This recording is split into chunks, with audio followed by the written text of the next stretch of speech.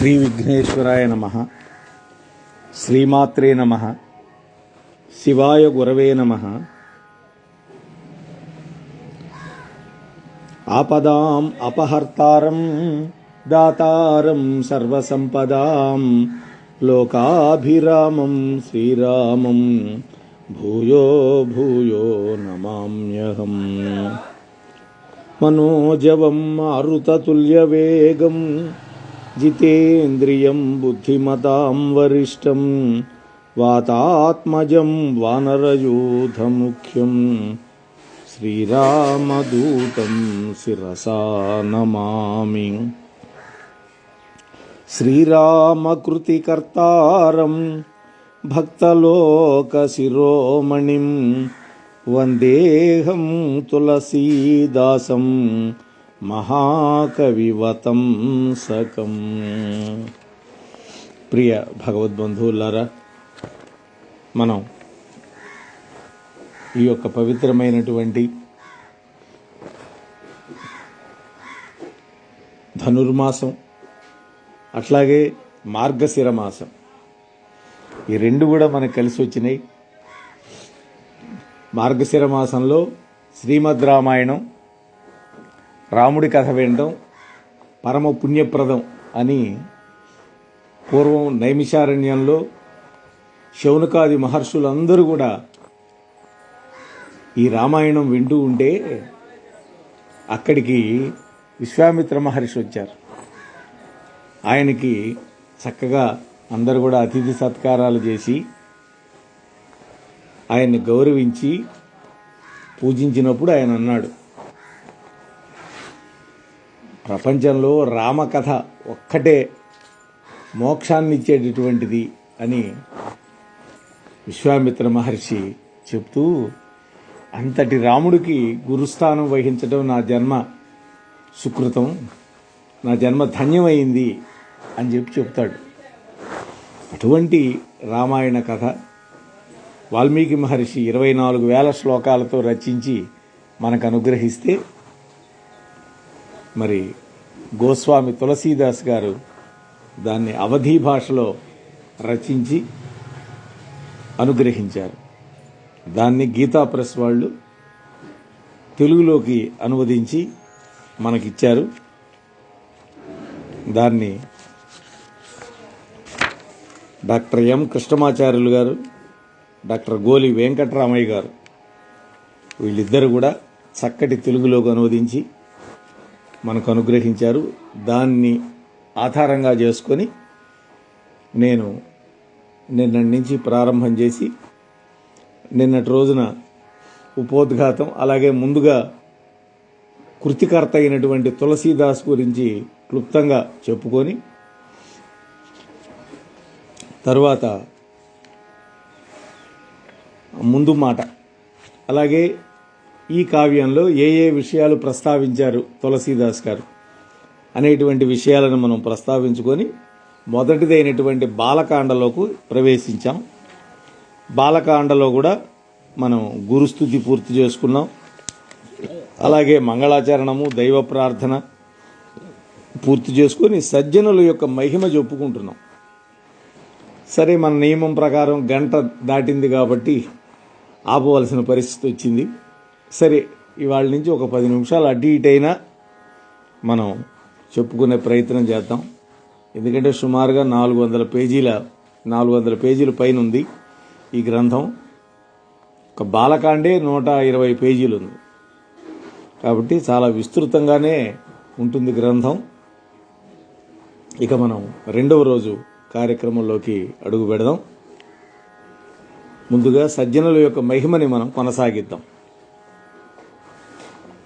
భగవంతుడు చేతనమైన అచేతనమైనటువంటి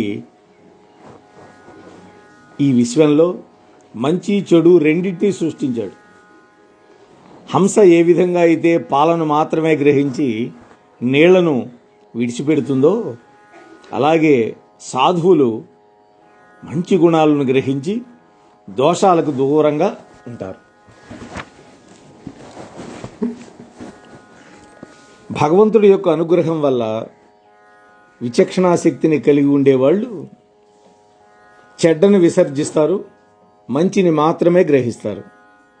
ఒక్కొక్కప్పుడు మంచివాళ్ళు సైతం మాయామోహితులై కాలము, స్వభావము, కర్మల యొక్క ప్రభావం వల్ల సన్మార్గం నుండి వైదొలిగిపోతారు. కానీ భగవద్భక్తులున్నారే, వాళ్ళు మాత్రం ఈ పొరపాటును తెలుసుకుంటారు. తెలుసుకోవటంతో సరిపెట్టకుండా వాటిని సవరించుకుంటారు. అలాగే దుష్టులు కూడా ఒక్కోసారి సత్సాంగత్య ప్రభావం వల్ల సత్కర్మలను ఆచరిస్తారు. కానీ వారి యొక్క దుష్టభావాలు మాత్రం మారే అవకాశం తక్కువ. కపట వేషధారులైనటువంటి ధూర్తులు మొట్టమొదట గౌరవింపబడినా కూడా కాలక్రమంలో వాళ్ళ యొక్క నిజస్వరూపాలు బట్టబయలవుతాయి. కాలనేమి, రావణుడు, రాహువు వీళ్ళ యొక్క వృత్తాంతాలే ఇందుకు మనకి ప్రబల తార్కాణం. సజ్జనుల యొక్క రూపాలు, వేషాలు ఎలా ఉన్నా కూడా వాళ్ళు హనుమంతుడు, జాంబవంతుడు లాగా అందరి చేత గౌరవింపబడతారు. దుష్ట సహవాసం ఉన్నదే అది అత్యంత ప్రమాదకరమైంది. సజ్జన మైత్రి వరప్రసాదం లాంటిది. ఇది అందరికీ తెలిసిందే. వేదం కూడా చెప్పింది ఇదే. వాయువు యొక్క సాంగత్యం వల్ల పైకి ఎగిరినటువంటి ధూళి, దుమ్ము ఉన్నత స్థితికి చేరుతుంది. అదే పతనమై కిందకు పడిపోయేటప్పుడు నీటితో కూడినప్పుడు బురదై అధోగతి పాలవుతుంది. సజ్జనుల యొక్క ఇళ్లలో పెరిగినటువంటి చిలకలున్నాయే, మాట్లాడే చిలకలు, గోరువంకలు రామనామాన్ని జపిస్తూ ఉంటాయి. కానీ అదే దుర్జనుల యొక్క ఇళ్లలో పెరిగిన చిలక దుర్భాషలాడుతుంది. పొగ మలినంతో కలిసినా కూడా ఏమవుతుంది? కలిస్తే నల్లబారిపోతుంది పొగ. కానీ సిరాగా మారితే పవిత్రమైన పురాణాన్ని వ్రాయొచ్చు, భగవంతుడి కథ రాయొచ్చు. ఆ పొగే నీరు, అగ్ని, గాలితో కలిసి మేఘంగా మారినప్పుడు వాన ద్వారా జీవులకి ప్రాణదాత అవుతుంది. గ్రహాలు, ఓషధులు, జలాలు, వాయువు, వస్త్రాలు ఇవన్నీ కూడా వాటి వాటి యొక్క సాహచర్యం వల్ల మంచి లేక చెడుగా భావించబడుతూ ఉంటాయి. వాయువే ఉంది, పెంట మీద నుంచి వస్తే పెంట వాసన వస్తుంది. నీళ్లున్నాయి, మురుగు కాలువలో కలిస్తే డ్రైనేజ్ వాటర్ అయిపోతుంది. అట్లా అన్నమాట వాటి యొక్క సాహచర్యం. అంటే దుర్జన సాంగత్యం, వాటి వల్ల మంచి చెడు అనేది భావించబడుతుంది. విజ్ఞులైనటువంటి వాళ్ళు ఈ లోక సత్యాలను తెలుసుకోగలుగుతారు. కానీ విధాత వాటికి వేరువేరు పేర్లు పెట్టాడు. వేటికి పెట్టాడు వేరువేరు పేర్లు? శుక్లపక్షం, కృష్ణపక్షంలో ఉన్నటువంటి వెన్నెల, చీకటి ఈ రెండు సమానంగానే ఉంటాయి. కానీ బ్రహ్మదేవుడు ఏం చేశాడు? వాటికి వేరువేరు పేర్లు పెట్టాడు. అంటే విశ్వంలో చేతన అచేతన పదార్థాలన్నీ కూడా శ్రీరామమయాలు అని తెలుసుకోవాలి. కాబట్టి తులసీదాస్ ఏమంటున్నాడు? వాటి యొక్క చరణ కమలాలకు నేను చేతులు జోడించి మొక్కుతాను అన్నాడు. అంటే ఈ సృష్టిలో ఉన్నటువంటి చేతనాలు, అచేతనాలు, కదిలేవి, కదలనివి, ప్రాణం ఉండేవి, ప్రాణం లేనివి అన్నిటికీ మొక్కుతాను అంటున్నాడు. దేవతలు, దైత్యులు, మానవులు, నాగులు, పక్షులు, ప్రేతలు, పితృదేవతలు, గంధర్వులు, కిన్నెరులు, రాక్షసులు మొదలైనటువంటి సమస్త ప్రాణికోటికి నేను నమస్కారం చేస్తున్నానంట. ఎందుకని? వాటి యొక్క అనుగ్రహం నాకు లభించాలి, అందుకని నేను నమస్కారం చేస్తున్నానన్నాడు. ఈ భూమి మీద 84 లక్షల జీవరాశులు ఉన్నాయి. వాటన్నిటిని కూడా నేను సీతారామమయమని నేను భావిస్తున్నాను. భావించి వాటికి అంజలి ఘటిస్తున్నాను. ఓ దయానిధులారా, నన్ను మీ సేవకుడుగా భావించుకుని నిష్కపటమైనటువంటి చిత్తంతో నా మీద దయ చూపించండి. నా బుద్ధి బలం మీద నాకు విశ్వాసం లేదు కాబట్టి మీకు విన్నవిస్తున్నాను. ఆ రఘుపతి కుల తెలుగుడైనటువంటి శ్రీరాముడి యొక్క గుణములను నేను వర్ణించాలి అని కోరుకుంటున్నా. నా బుద్ధి చాలా అల్పమైంది, కానీ శ్రీరాముడి యొక్క చరిత్ర అగాధమైంది. నేను ఏ కావ్యాలను ఎరగను. నా మనోరథం మాత్రం రాజులాగా ఉన్నతమైంది, కానీ నా మనస్సుందే అది నిరుపేదలాగా అల్పమైంది. నా కోరిక ఘనమైంది, బుద్ధి మాత్రం అల్పం. నేను అమృతాన్ని కోరుకుంటున్నాను, కానీ మజ్జిగను సంపాదించే శక్తి కూడా నా దగ్గర లేదు. సజ్జనులు నా యొక్క అతి సాహసాన్ని మన్నించి ఈ బాలుడి యొక్క వచనాలను ఆదరముతోటి ఆలకింతురుగాక అంటున్నాడు తులసీదాస్. తల్లిదండ్రులు తమ పిల్లల యొక్క చిలక పలుకులను విని ఆనందపడతారు. కఠినాత్ములు, కుటిల బుద్ధి కలిగిన వారు, దురాలోచనాపరులు ఇతరుల యొక్క దోషాలను ఎన్నటమే ఒక ఘనకార్యంగా భావిస్తూ వాళ్ళని పరిహసిస్తుంటారు. మనోహరంగా ఉన్నా లేక పేలవంగా ఉన్నా కూడా ఎవరి కవిత్వం వాళ్ళకి మధురంగానే ఉంటుంది. కాకి పిల్ల కాకి ముద్దు కదా. కానీ ఇతరుల యొక్క రచనల్ని విని మెచ్చుకునేటటువంటి సజ్జనులు ఉన్నారే, అటువంటి వాళ్ళు చాలా అరుదుగా ఉంటారు. కుంభవృష్టి కురిసినప్పుడు వరదలతోటి పొంగి పరలేటటువంటి ఈ నదులు తటాకాలలాగా తమ ఉన్నతికి పొంగిపోయేటటువంటి మనుషులు లోకంలో కొల్లలుగా ఉంటారు. కానీ పూర్ణచంద్రుడిని చూచి గంతులు వేసే సముద్రుడిలాగా ఇతరుల యొక్క ఔన్నత్యాన్ని చూచి సంతోషించే సహృదయులు ఉన్నారే, అలాంటి వాళ్ళు చాలా తక్కువగా ఉంటారు. అలాగే తులసీదాస్ గారు అంటున్నాడు, నా శక్తి అల్పం, కానీ నా లక్ష్యం ఉందే అది అనల్పం, ఉన్నతమైంది. దుర్జనులు నన్ను ఎగతాళి చేసిన సుజనులు నా రచనకి ఆనందిస్తారు అని నేను నమ్ముతున్నాను. దుర్జనుల యొక్క పరిహాసం కూడా ఒక రకంగా నాకు హితమే. కోయిల పాట కాకులకు కఠోరంగా అనిపిస్తుంది. నీచులు సచ్చరిత్రను విని నవ్వుకుంటారు.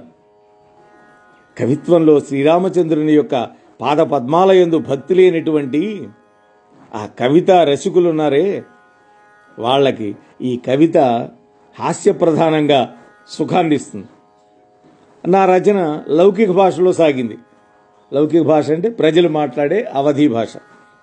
పైగా నా బుద్ధి అల్పం, నవ్వుకోదగింది. అందువల్ల వాళ్ళు ఒకవేళ నవ్వినా కూడా అందులో దోషం లేదు. శ్రీహరి యొక్క చరణ కమలాలయందు భక్తి లేని వాళ్ళకి, అవగాహన రహితులకి ఈ రాముడి కథ ఉందే నేను రాసింది పేలవంగా కనిపించవచ్చు, కానీ హరిహర భక్తులకి, కుతర్కమైనటువంటి బుద్ధి లేని వాళ్ళకి శ్రీ రఘునాథుని యొక్క దివ్య చరిత్రం మధురాతి మధురంగా ఉంటుంది, హాయిని గొలుపుతుంది. నేను కవిని కాదు, వాక్చతురుణ్ణి కాదు, నాకు ప్రావీణ్యం లేదు. శబ్దార్థ ప్రయోగాలు వివిధ రకాలుగా ఉంటాయి. వాటిల్లో అలంకారాలు, ఛందస్సులు అనేకమైనవి ఉన్నాయి. అలాగే భావరస భేదాలు కూడా అపరిమితంగా ఉంటాయి. కవితా గుణములు, దోషాలు చాలా రకాలుగా ఉంటాయి. అయితే ఈ కవితా విశేషాలలో ఏ ఒక్కదాన్ని గూర్చి కూడా నాకు తెలియదు. ఈ సత్యము నేను ప్రమాణపూర్వకంగా చెప్తున్నాను అంటున్నాడు. ఇంత అద్భుతంగా వ్రాసినటువంటి మహనీయుడు నాకేమీ తెలియదు అంటున్నాడు. పోతన గారు కూడా అలానే చెప్పాడు కదా, విభుద జనుల వల్ల విన్నంత కన్నంత తెలియవచ్చినంత తేటపరతు అన్నాడు. కానీ తన మీద ఆయనేమీ బాధ్యత పెట్టుకోలే. అలాగే మహాత్ములు ఎప్పుడు కూడా గర్వం లేకుండా ఉంటారు. వాళ్ళ వైభవం అలా ఉంటుంది. ఇక రామాయణ మాహాత్మ్యాన్ని అందుకుంటున్నాడు తులసీదాస్. నా కవిత్వంలో ఎలాంటి సుగుణాలు లేవు, కానీ జగత్ప్రసిద్ధమైనటువంటి రామకథ అనేటువంటి ఒకే ఒక్క సుగుణం ఉందంటున్నాడు. జ్ఞానులు, వివేకవంతులు దాన్ని బాగా తెలుసుకొని సాదరంగా ఆలకించాలి అని అడుగుతున్నాడు. ఇందులో సాంబశివుడు సర్వదా జపించేటటువంటి శ్రీరామచంద్రుని యొక్క పవిత్రమైనటువంటి నామం ఉంది. ఇది చాలా పవిత్రమైంది.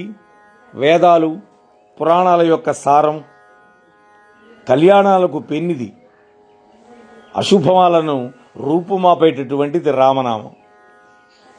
అనేకమైనటువంటి అలంకార భూషితే అయినా కూడా, ఎంతగా సౌందర్యం ఉన్నా కూడా వస్త్రాలను కనుక ధరించకపోతే ఆ స్త్రీ శోభించే అవకాశం లేదు.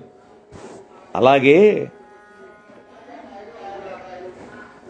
ఆదికవి అయినటువంటి వాల్మీకి మహర్షి చేత వ్రాయబడి మిక్కిలి ప్రశంసనీయమైనా కూడా రామనామం కనుక లేకపోతే ఆ కావ్యం. కాబట్టి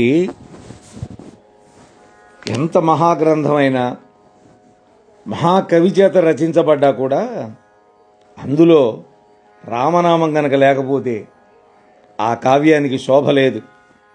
కానీ అల్పజ్ఞుడైనటువంటి ఒక కుకవి చేత వ్రాయబడినా కూడా దానిలో గుణాలు ఏమి లేకపోయినా, అలంకారాలు లేకపోయినా, రామనామ వైభవం చేత అలంకృతమైనటువంటి ఆ కావ్యం ఉందే, అది సజ్జనులు సాదరంగా చదువుతారు, వింటారు, ఆనందపడతారు. ఇందులో కవితాపోషణ రసం లేకపోయినా శ్రీరామచంద్రుని యొక్క ప్రతాపం బాగా వర్ణించబడింది. ఇదే నా సంపూర్ణ విశ్వాసానికి మూలం. పొగ, అగరు సాంగత్యం వల్ల తన సహజమైనటువంటి ఘాటుని, కరుకుదనాన్ని వదిలిపెట్టి సుగంధాన్నే వ్యాపింపజేస్తుంది. అలాగే నా కవితా సౌందర్య శోభితము కాకున్నా కూడా రామకథ వర్ణన ఉండటం వల్ల, ఆ మహిమ వల్ల నా కావ్యం శుభప్రదం అవుతుందని నమ్ముతున్నాను అంటున్నాడు. శ్రీ రఘునాథుని యొక్క చరిత్ర కలియుగ పాపాలను కడిగివేస్తుంది. విన్న వాళ్ళకి, చదివిన వాళ్ళకి కళ్యాణ పరంపరను సమకూరుస్తుంది. కళ్యాణం అంటే పెళ్ళని కాదు, శుభమని. శోభారహితమైనటువంటి నా కవితా స్రవంతి పావన గంగా నదిలాగా ఎన్నో మలుపులు తిరిగినా కూడా చివరికి శ్రీహరి యొక్క వైభవ సాంగత్యం వల్ల సజ్జనులందరికీ కూడా మనోహరంగా ఉంటుంది. శ్మశానంలోని అపవిత్రమైన భస్మం కూడా శంభుడి యొక్క శరీరం స్పర్శ వల్ల సుశోభితమై స్మరణ మాత్రంగానే పవిత్రం చేస్తుంది. ఎన్ని ఉపమానాలో చూడండి. మలయ పర్వతంలో చందన వృక్షానికి దగ్గరలో ఉన్నటువంటి ఏ వృక్షమైనా కూడా అది చందన వృక్షంగానే మారుతుంది. అందరూ దాన్ని ఆదరిస్తారు. అలాగే శ్రీరామ వైభవ సాహచర్య ప్రభావం వల్ల నా కవిత అందరికీ కూడా అత్యంత ప్రీతికరం అవుతుంది. నల్లని ఆవు పాలు కూడా తెల్లగా పుష్టికరంగా ఉంటాయి. అందరూ దాన్ని సేవిస్తారు. అట్లాగే నా భాష గ్రామీణమే అయినా కూడా సీతారాముల యొక్క దివ్య కథను వర్ణించడం వల్ల సజ్జనులు దాన్ని గానం చేస్తారు, చెవులు అప్పగించి వింటారు అంటున్నాడు.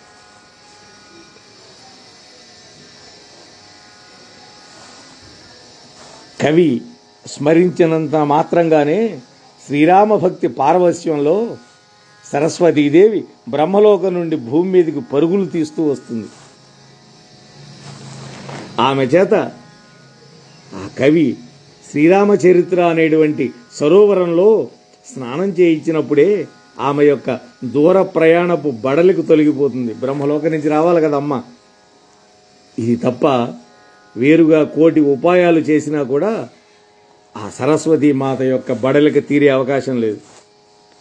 ఈ విషయాన్ని గ్రహించినటువంటి కవులు, పండితులు కలియుగంలో పాపాలను రూపుమాపేటటువంటి రామచరిత్ర యశోగానాన్ని చేస్తూ ఉంటారు.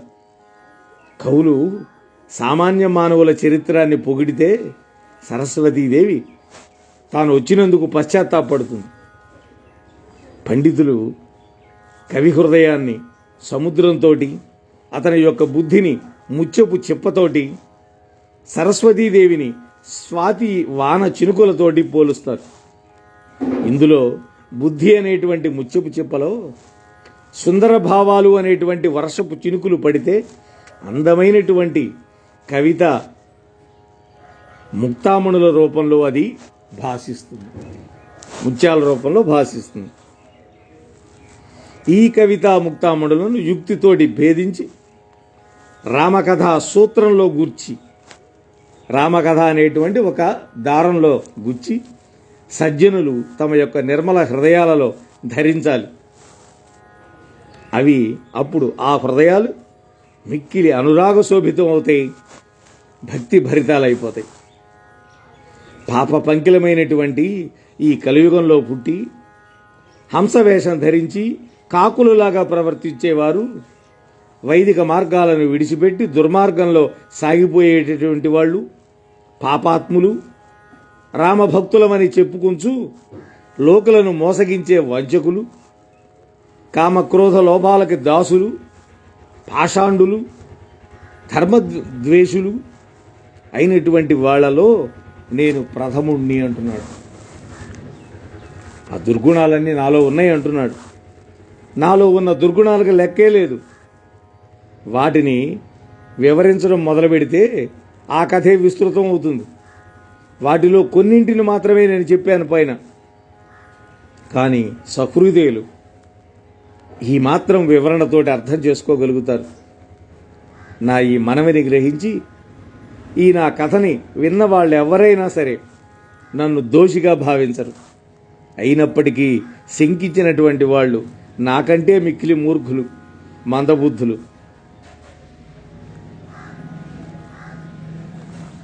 నేను కవిని, పండితుణ్ణి కాకపోయినప్పటికీ కూడా శ్రీరామచంద్రమూర్తి యొక్క కథా వైభవాన్ని నా బుద్ధికి తోచినట్లుగా వర్ణించాను. శ్రీరాముని యొక్క అపారమైన చరిత్ర ఎక్కడ, సంసార వ్యామోహంలో కూర్చుకొని పోయినటువంటి నా బుద్ధి ఎక్కడ, మేరుపర్వతం కూడా కదిలించే శక్తి కలిగినటువంటి వాయుదేవుడి ముందర దూది నిలబడగలుగుతుందా ఎక్కడైనా? శ్రీరాముడి యొక్క అనంత వైభవాలను తలుచుకున్నప్పుడు ఈ కథను చెప్పడానికి ముందు నాకు ధైర్యం సరిపోలా. కానీ వాగ్దేవి, సరస్వతీదేవి, శేషుడు, పరమేశ్వరుడు, పరమేష్ఠి, బ్రహ్మదేవుడు, వేదశాస్త్ర పురాణాలు శ్రీరామచంద్ర ప్రభువు యొక్క గుణములను నిరంతరము గానం చేస్తూ పూర్తిగా వర్ణిస్తూ ఉంటాయి. కానీ ఆ రాముడి యొక్క అనంత గుణాలను వర్ణించలేక నేతి నేతి నా ప్లస్ ఇతి నైతి అంటే ఇది కాదు ఇది కాదని అంటూ గానం చేస్తూనే ఉంటాయి.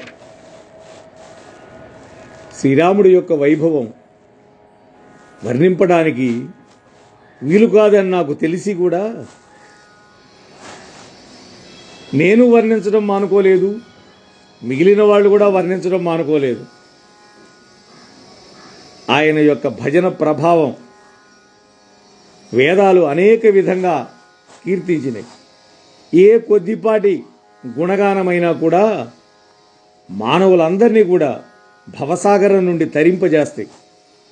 పరమేశ్వరుడు ఒక్కడే, అతడు నిష్కాముడు, నిరాకారుడు, జన్మము నామము లేనటువంటి వాడు, సచిదానంద స్వరూపుడు, పరంధాముడు, విశ్వవ్యాపి, విశ్వరూపుడు.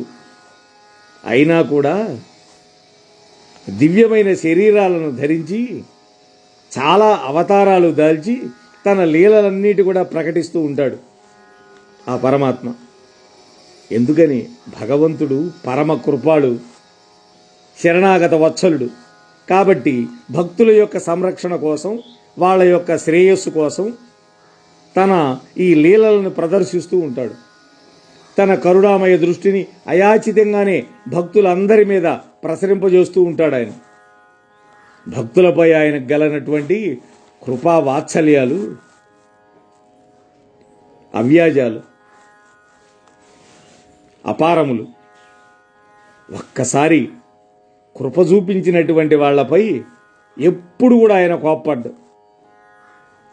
భక్తులు నష్టపోయిన దాన్ని మళ్ళీ లభించేటట్టు చేస్తాడు. అంటే భక్తుల యొక్క యోగక్షేమాలను వహించేవాడు ఆయనే. ఎందుకని? ఆయన దీనబంధువు, సరళమైన స్వభావం కలిగినవాడు. ఇంతటితో సరిపోతుందా?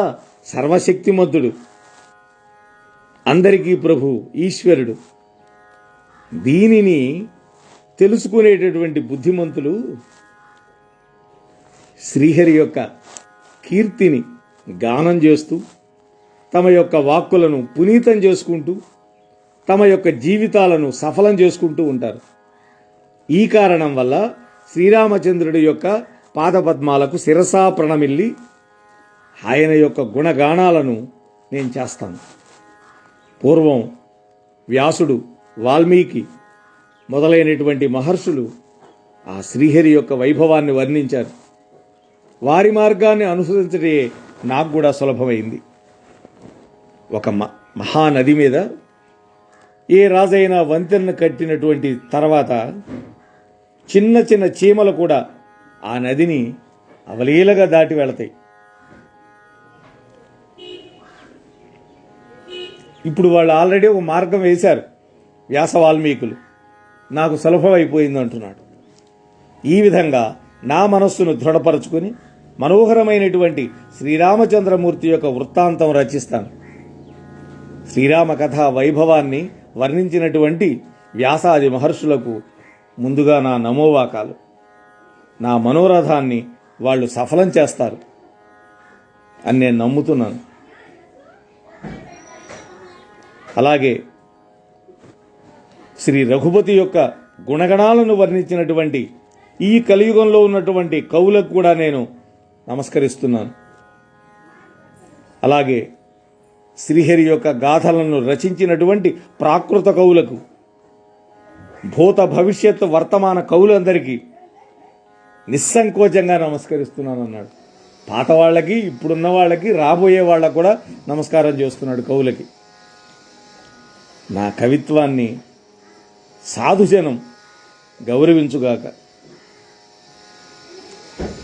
సహృదయులైనటువంటి బుద్ధిమంతులు మెచ్చుకోనటువంటి వ్యర్థమైన కవిత్వాలను రాసినవాడు మూర్ఖుడే. కీర్తి, కవిత, సంపద అనేటువంటివి గంగా జలంలాగా అందరికీ హితాన్ని చేకూరుస్తూ ఉండాలి. శ్రీరాముని యొక్క కీర్తి అతి మనోహరమైంది. అతి సాధారణమైన నా కవిత్వం ద్వారా దాన్ని వర్ణించడం అసమంజసమే అని నా భయం. ఓ మహాకవులారా, మీ అందరి యొక్క కృపా విశేషం వల్ల ఈ భయం కూడా దూరం అవుతుంది. ఎందుకంటే పట్టుదారంతో చేసినటువంటి నగిషీలు గోనెపట్టు మీద కూడా అందంగానే ఉంటాయి. ఉపమానం. కవిత్వం సరళమై నిష్కళంకమైనటువంటి పాత్ర పోషణ కనుక ఉంటే సజ్జనులందరూ మెచ్చుకుంటారు. శత్రువులు కూడా వైరభావాన్ని విస్మరించి దాన్ని పొగుడుతారు. అటువంటి కవితా రచన ప్రజ్ఞావంతులకే సాధ్యం అవుతుంది. ముందే చెప్పాను, నేనైతే మందబుద్ధిని. కాబట్టి ఓ పూర్వ కవులారా, ఓ ప్రస్తుత కవులారా, ఓ భవిష్యత్ కవులారా, నేను శ్రీహరి కీర్తిని గానం చేస్తున్నట్లుగా, చేసేటట్లుగా, చేయగలిగేటట్టుగా నా మీద దయ చూపండి. మోహనవాణి తెలుగు పోడ్కాస్ట్ ఛానల్ని లైక్, షేర్, సబ్స్క్రైబ్ చేయండి. ప్రక్కనున్న గంటను మ్రోగించండి.